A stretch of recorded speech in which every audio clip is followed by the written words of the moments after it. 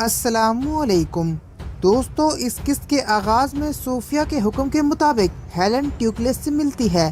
Helen ٹیوکلس سے کہتی ہے، مجھے آج بھی وہ دن یاد ہے کہ جب صوفیہ نے اپنے ہاتھوں سے تمہاری آنکھ نکالی تھی۔ اگر تم اپنی دوسری آنکھ نکلوانا نہیں چاہتے تو دھیان سے میری بات سنو۔ ہیلن ٹیوکلس کو صوفیہ کا منصوبہ بتاتی ہے۔ ادھر عثمان زندان میں موجود ہوتا ہے۔ ایک سپاہی عثمان کے پاس کھانا لے کر آتا ہے۔ جب عثمان اس کھانے میں ہاتھ ڈالتا ہے تو اس کو ایک چھوٹا سا ہتھیار ملتا ہے۔ عثمان اس ہتھیار کی مدد سے اپنے ہاتھوں میں لگے زنجیروں کو کھول دیتا ہے۔ اتنے میں ایک محافظ عثمان سے آ کر کہتا ہے، یہ خنزیر کے گوشت کا شوربہ ہے، تم اس کا لطف اٹھاؤ، شاید تمہیں جنت مل جائے۔ یہ سن کر عثمان غصے سے شوربے والا پیالہ محافظ کے منہ پر مار دیتا ہے۔ محافظ غصے سے زندان میں داخل ہوتا ہے، لیکن عثمان نے اپنے ہاتھ پہلے ہی کھول لیے ہوتے ہیں۔ عثمان دونوں محافظوں پر حملہ کر کے دونوں کو مار کر زندان سے نکلنے میں کامیاب ہو جاتا ہے۔ یہ تمام صورتحال ٹیوکلس ایک جگہ چھپ کر دیکھ لیتا ہے۔ اتنے میں کمانڈر کالانوس اپنے سپاہیوں کے ساتھ زندان میں آتا ہے۔ ان دونوں سپاہیوں میں سے جو سپاہی زندہ ہوتا ہے، کالانوس اس سے پوچھتا ہے، یہاں کیا ہوا تھا اور آخری وقت یہاں کون آیا تھا؟ جس کے جواب میں سپاہی کہتا ہے، یہاں ہیلن آئی تھی۔ یہ سن کر کالانوس اپنے سپاہیوں کو حکم دیتا ہے، فوراً قلعے کو چاروں طرف سے گھیر لو، عثمان یہاں سے زندہ نہ نکل پائے۔ اس کے بعد کمانڈر کالانوس غصے سے صوفیہ کے کمرے کی طرف چلا جاتا ہے۔ عثمان اپنے سپاہیوں کے ساتھ نکل کر جنگل میں پناہ لے لیتا ہے۔ اتنے میں وہاں عثمان کا ایک سپاہی جس کا نام کونور ہوتا ہے، وہ ایک نقشہ لے کر آتا ہے اور عثمان کو بتاتا ہے، یہ بازنطینی قلعے کا ڈھانچہ ہے۔ عثمان کہتا ہے، مجھے تم پر فخر ہے کوہ نور، اب ہم انشاءاللہ جنگوں کا ایک نیا باب کھولیں گے اور ان تمام سرزمینوں کا نام انہی لوگوں پر رکھا جائے گا جو ان زمینوں کو فتح کریں گے۔ یہ زمینیں ہمارا وطن بنیں گی، لیکن ہم سب سے پہلے اپنے بھائی آئبرس کا انتقام لیں گے۔ اس دوران ٹیوکلس بھی اپنے سپاہیوں کے ساتھ عثمان کے پیچھے پہنچ جاتا ہے۔ وہ اپنے سپاہیوں کے ساتھ عثمان پر حملہ کرنے ہی والا ہوتا ہے کہ عثمان اس کی چال کو ناکام بنا دیتا ہے۔ عثمان اور اس کے سپاہی ٹیوکلس کے سپاہیوں پر حملہ کر کے تمام سپاہیوں کو قتل کر دیتے ہیں۔ عثمان ٹیوکلس کو گرفتار کر لیتا ہے۔ عثمان ٹیوکلس کے گلے پر خنجر رکھ کر پوچھتا ہے، مجھے بتاؤ تمہیں کس نے بھیجا ہے؟ ٹیوکلس کہتا ہے، میں نہیں بتا سکتا۔ عثمان کہتا ہے، مجھے بتاؤ ورنہ میں تمہاری دوسری آنکھ بھی نکال لوں گا۔ ٹیوکلس کہتا ہے، مجھے صوفیہ نے بھیجا ہے۔ عثمان اپنے ایک سپاہی سے کہتا ہے، اس کو لے جاؤ اور ہمارے خفیہ ٹھکانے پر چھپا دو۔ کونور کہتا ہے، عثمان صاحب صوفیہ آپ کے پیچھے سپاہی کیوں بھیجے گی؟ عثمان کہتا ہے، دراصل ان کا مسئلہ میں نہیں بلکہ وہ راہبہ ہے۔ ان راہباؤں نے مجھے دلدل سے نکالا تھا۔ ان راہباؤں نے صوفیہ کے ساتھ جو بھی کیا ہے، یہ سمجھ رہی ہیں کہ اس کا ذمہ دار میں ہوں، اس لیے صوفیہ نے اپنے کتے میرے پیچھے چھوڑ دیے۔ اگر ہم ان لڑکیوں کو تلاش کر لیں تو ہمیں ہمارا جواب مل جائے گا۔ یانیس قلعے کے جادوئی کمرے میں پہنچتا ہے۔ یانیس اندراس سے کہتا ہے، ہم سمجھتے تھے کہ وہ ہم تک نہیں پہنچ پائیں گے، لیکن وہ تو ہمارے بہت قریب پہنچ گئے ہیں۔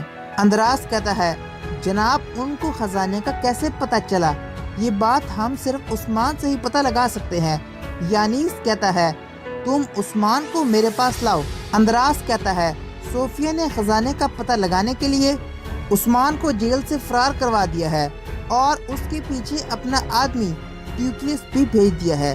یانیس اندراس کا گریبان پکڑتے ہوئے کہتا ہے، چوری شدہ خزانہ اور صوفیہ کہاں ہے؟ اندراس کہتا ہے، صوفیہ کو جیسے ہی پتہ چلا کہ آپ آئے ہیں، وہ آپ سے ملنے کے لیے نکل پڑی ہے، وہ بہت جلد یہاں ہوگی۔ اس دوران صوفیہ اور ہیلن اس جادوئی کمرے میں داخل ہوتے ہیں۔ صوفیہ یانیس سے کہتی ہے، آقا یانیس، میں مقدس امانتوں کی حفاظت نہ کر سکی اور اب میں اپنے انجام کی حقدار ہوں۔ یانیس کہتا ہے، میں یہاں ترکوں سے اپنی امانتیں واپس لینے آیا ہوں، نہ کہ تمہیں ختم کرنے۔ اس دوران کالانوس آ کر صوفیہ سے کہتا ہے، آخر یہاں کیا ہو رہا ہے اور تم لوگ یہاں کیا کر رہے ہو؟ کالانوس اپنی تلوار نکالتا ہے تو صوفیہ اس سے کہتی ہے، پہلے اپنی تلوار پیچھے کرو، میں تمہیں سب سچ بتاؤں گی۔ کالانوس اپنے سپاہیوں کو حکم دیتا ہے ان سب کو گرفتار کر لو، لیکن وہ سپاہی صوفیہ کے ہوتے ہیں اور وہ کالانوس کو چاروں طرف سے گھیر لیتے ہیں۔ وہ سپاہی کالانوس سے کہتے ہیں اپنی تلوار نیچے پھینک دو ورنہ ہم تمہیں قتل کر دیں گے۔ عثمان اس راہبہ کو ڈھونڈتے ہوئے اس جگہ پر چلا جاتا ہے جہاں اس چرچ والے آدمی نے عثمان کو پتہ بتایا تھا۔ اتنے میں 3 آدمی وہاں پہنچتے ہیں۔ عثمان ان سے پوچھتا ہے آپ کون لوگ ہیں؟ وہ بزرگ کہتے ہیں بیٹا ہم ظالموں کے دشمن اور مظلوموں کے دوست ہیں، تمہیں تمہاری تلاش تک لے جانا ہمارا فریضہ ہے۔ اس دوران بالا خاتون بھی وہاں پہنچتی ہے۔ عثمان بالا خاتون سے کہتا ہے اب تم ایک کائی کا بھیس بدل کر یہاں آئی ہو، آخر تم کون ہو اور تم یہاں کیا کر رہی ہو؟ یہ سن کر ان میں سے ایک بزرگ کہتا ہے عثمان صاحب آپ بہت بہادر ہیں، آپ اپنے تجسس کی خاطر یہاں تک آ گئے۔ عثمان کہتا ہے میں اپنا انتقام لینے آیا ہوں۔ بالا خاتون کہتی ہے اگر آپ اپنے سوالوں کے جواب چاہتے ہیں تو آپ کو میرے ساتھ چلنا ہوگا، لیکن شرط یہ ہے کہ آپ میرے ساتھ اکیلے جائیں گے۔ آپ کے سپاہی ان بزرگوں کے پاس یہاں پر ہی رکیں گے۔ اس کے بعد عثمان اور بالا خاتون وہاں سے چلے جاتے ہیں۔ بازار میں علی شار کا ملازم نظام الدین ایک دکاندار سے حساب کتاب کر رہا ہوتا ہے۔ اسی دوران عثمان اور بالا خاتون بازار پہنچتے ہیں۔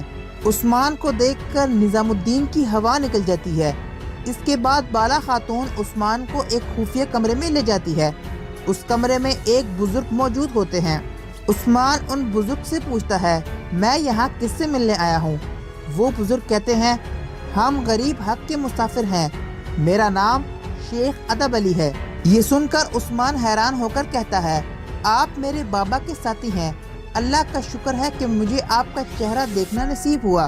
عثمان شیخ ادب علی سے پوچھتا ہے آخر یہ لڑکی کون ہے؟ شیخ ادب علی جواب دیتے ہیں یہ لڑکی عورتوں کی سربراہ بالا خاتون ہے اور یہ میری بیٹی ہے۔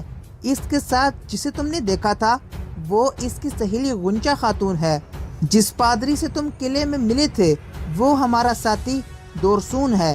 عثمان کہتا ہے میں آئبرس کے قاتلوں کی تلاش میں ہوں، آپ یہاں کیا کر رہے ہیں؟ شیخ ادب علی کہتے ہیں ہم یہاں اپنے خیموں کو آگ سے بچانے آئے ہیں تاکہ ہم ایک روشن زمین قائم کر سکیں۔ عثمان کہتا ہے آپ کی قلعے والوں سے کیا دشمنی ہے؟ یہ خزانہ آپ نے کیوں چرایا؟ اس کے جواب میں شیخ ادب علی کہتے ہیں ہم نے یہ خزانہ چوری نہیں کیا، یہ خزانہ دائیوں کا ہے اور ہم یہ خزانہ انہی کو پہنچائیں گے۔ عثمان پوچھتا ہے آپ کے کیا مقاصد ہیں؟ شیخ ادب علی کہتے ہیں بوسنیا کے کونے کونے میں شیطانی قوتیں حاوی ہیں، ایک طرف وہ لوگ دماغوں پر حکومت کر رہے ہیں اور دوسری طرف ان پر حکمرانی کر رہے ہیں۔ ہم تو نہ خوفزدہ ہیں اور نہ پریشان، ہم ان سے حساب چکتا ضرور کریں گے۔ عثمان کہتا ہے اب ہمیں اتحادی بننا چاہیے اور ایک ایسی ریاست بنانی چاہیے جو کفار کے ظلم کا جواب دے۔ شیخ ادب علی کہتے ہیں انشاءاللہ ایک ایسی ریاست وجود میں آئے گی جو کفار کا جواب ضرور دے گی، اور اس ریاست کا نام سن کر ہی کفار پر لرزہ طاری ہو جائے گا۔ تو دوستو یہ تھی اس قسط کی کہانی۔ اگر آپ کو یہ ویڈیو پسند آئی ہے تو اس ویڈیو کو لائک کریں، شیئر کریں، چینل کو سبسکرائب کریں۔ ملتا ہوں آپ سے نیکسٹ ویڈیو میں، تب تک کے لیے اللہ حافظ۔